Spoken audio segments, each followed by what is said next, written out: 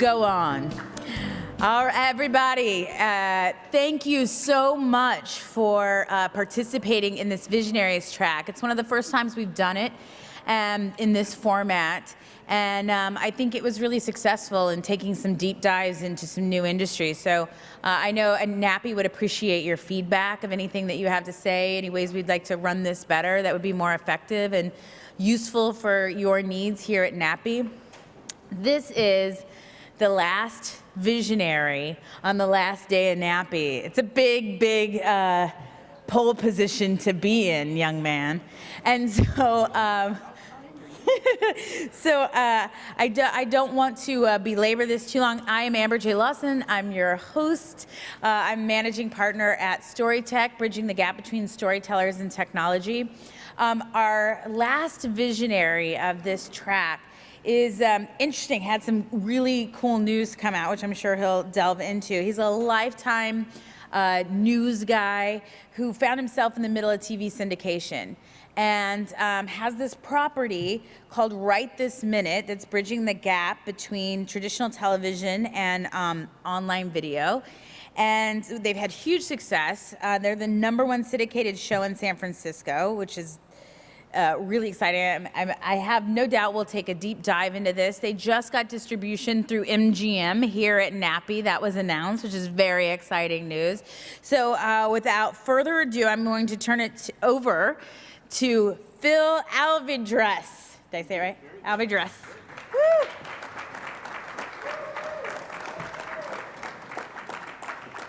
Thank you. It occurs to me that I'm probably the only thing standing between you and the beach, so I will try to make this a painless 20 minutes. And thank you for coming. It's kind of hard to see up here because they have these big lights on you.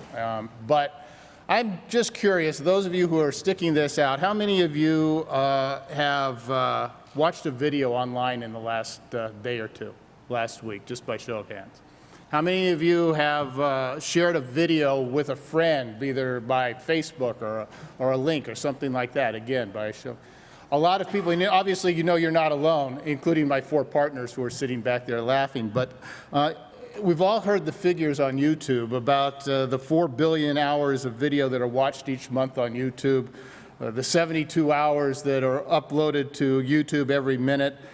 In 2011, which were the last numbers that I had, YouTube had more than 1 trillion views, or about 140 views for every person on Earth. So you are not alone if you are sharing videos.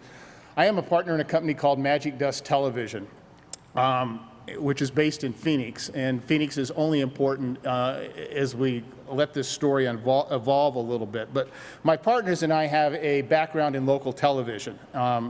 I spent 30 years in local news, but in the last 9, we left that to move into this brave world of television syndication. We formed a company, called it MagicDust Television, with the idea that we would get together, we would have great ideas, we would hire our friends to make TV shows out of them, people would buy them and pay us lots of money, and we would live happily ever after. I should tell you that you should have a better business plan than that if you're contemplating doing what we did, because it, as you all know, is not that easy. But there seemed to be this real dichotomy that we were feeling after a number of years of doing this. As I said, I was in local news, and a lot of my friends who were still in local news were not having much fun in local news. They had gone through this economic shrinking that had happened in 2000, starting in about 2000. Staff sizes were smaller. The news hole and the amount of time you're spending on the news had not shrunk. And so you were seeing more and more repetition in local news. So the case study I kind of want to share with you today was born out of that, seeing what was going on in the world of television news and information on a local level, at the same time that we all have at our fingertips more information than has ever existed in the history of man. On your smartphone, on your tablet, online at work, there's this explosion of information. And it just seemed very odd to us that you could have shrinking content in one area that people were depending upon, and shrinking audiences as a result, and this explosion of other material and content online which is what NATPE has talked a lot about here over the last 3 days. So if we could just, I'm going to show you a little video now of what Right This Minute is all about, and then tell you a little bit about how it came to be. So if we can go ahead and roll that right now.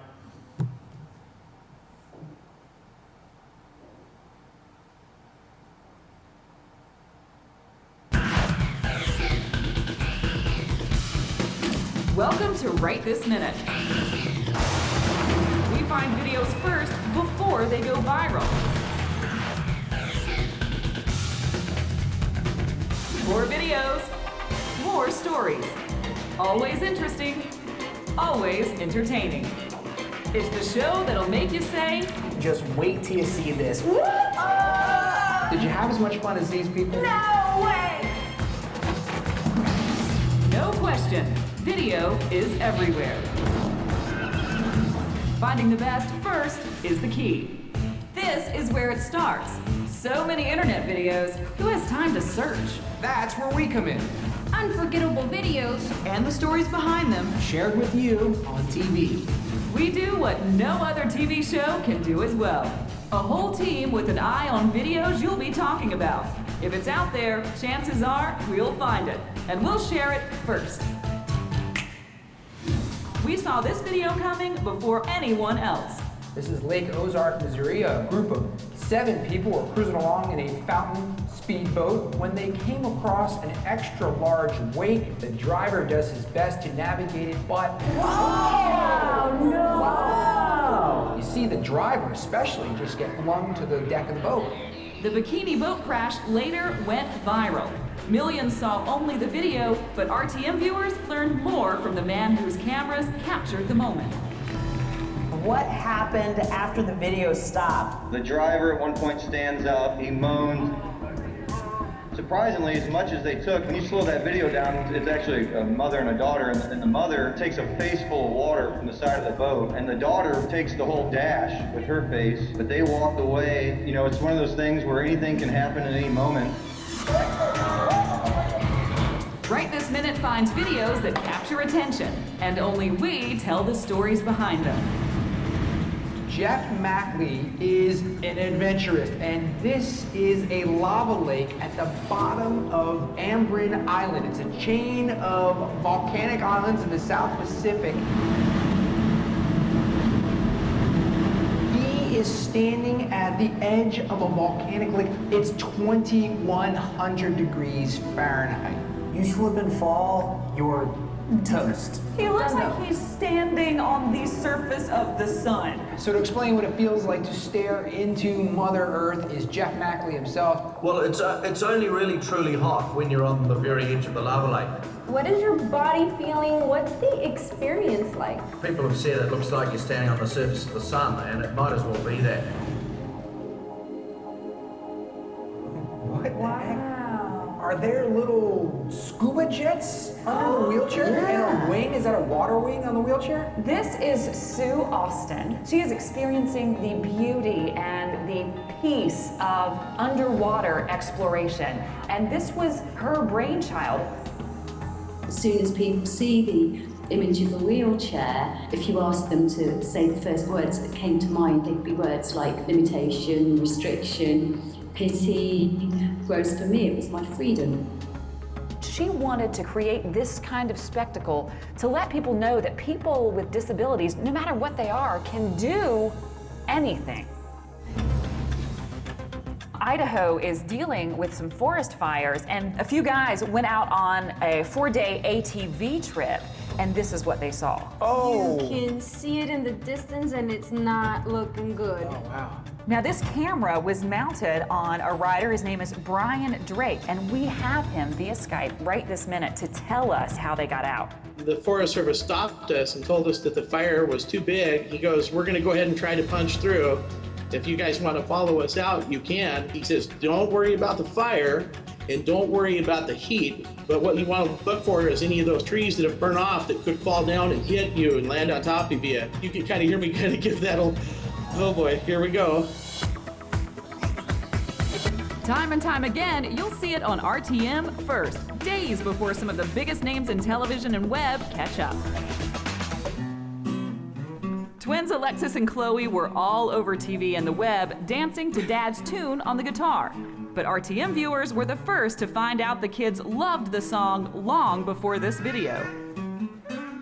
We actually spoke to Dad, and this is a little tune he came up with on his guitar. But get this, he played this tune for them in utero. No way. Yes! He would play this song, and it would calm them while they were in Mom's tummy. Oh my God. Now you're That- blowing my mind. Yeah, so it really is their song. Yeah. Nielsen says viewing of web videos is now in the billions and growing every year. Smith-Geiger research confirms there's a clear appetite for a show that helps viewers find and share the best and latest videos from across the web. RightThisMinute.com makes it easy for viewers to upload videos right to RTM. That's what happened in San Francisco. The video was uploaded on RightThisMinute.com by one of our viewers who used our My Channel feature. Do you see that white car pulling up right there? Oh no. Oh no. Smash between the streetcar and a bus. The driver of the car was Camila de Oliveira, and the child who was in the car was a child that she babysat. As a result of this accident, she ended up losing her job. We have her husband. Right this minute from San Francisco. Tuka, I know you just recently obtained this video. Has this helped you figure out exactly what happened in this accident? Yeah, it made me more comfortable because in the beginning we saw the video on a television saying like she crossed the Muni on the front, which is not true because after I got the video I could see clearly she stopped behind the bus. The Muni had a problem with the brakes, but they never fixed it. How did you obtain this video? A couple days after the accident, I went over there trying to find some clues of what happened, and then I saw this building and they have a lot of cameras outside, and I asked the person in charge over there. He said, yes, I have the video. Then I decided to send you guys.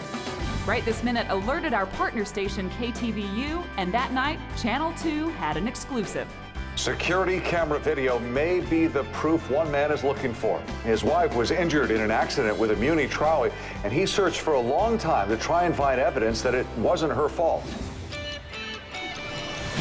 It's that kind of partnership that's helped RTM ratings grow 200%, making Right This Minute San Francisco's top news syndicated show, outrating some of TV's biggest names in women 25 to 54. Smith-Geiger calls Right This Minute the right show at the right time. Right This Minute. Viewers call it entertaining, informative, innovative, and fun to watch. 2.5 hours, fresh every day. Right This Minute, videos first.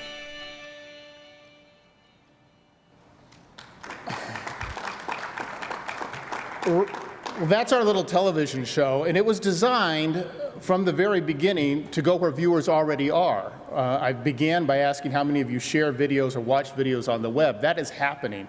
What we tried to do was to capture that and to share it on traditional broadcast television. In order to do that, we had to come up with partners, and so we partnered with 3 broadcast groups, Scripps, Cox, and Raycom, to believe in this idea, and the show now airs on 47 stations kind of coast to coast. But every day when we come into work, we have nothing. Unlike a news station which has crews and they decide what stories they want to cover and go out to cover them, we start every day with a clean slate. We go out and we have to find what is interesting on the web and what might viewers want to see and share with their friends. We're not the first to discover the value of videos on television. You see web videos on shows like Tosh 2.0, Ridiculousness. You see it featured on network morning shows like Good Morning America or The Today Show. But our claim is that we try to find those videos before they go viral. So as an outlet for producers of content, and people all over the world are producers of content, the world has become our field producer. What we try to do is to mine that content and put a spotlight on the best of, if you will, the videos that we find every day. And our team goes through hundreds and hundreds and hundreds of videos every day to find the 25 or 30 that might make it onto television. Mark was talking a little earlier, the presenter before me, about data points and how important it is to try to engage viewers with the television show. And a little bit of the research that we've done in the year and a half that Right This Minute has been on television is that Right This Minute is very interactive. You saw in this video presentation the opportunity that people have to upload directly to our website in the hopes that their video might be featured on television as part of the show. They can also maintain their own channel on the Right This Minute website, where, just as you can on YouTube, where they can invite friends, family, anybody they want to come look at their content that they want to post on our website. We also have found that a lot of people watch Right This Minute with something like this in their hands, and they go to the website and they look at videos while they're watching the show. It's very easy, and we've made it very easy for them to share content. And we realize that much of the promotion that we will get for the television show will be word of mouth.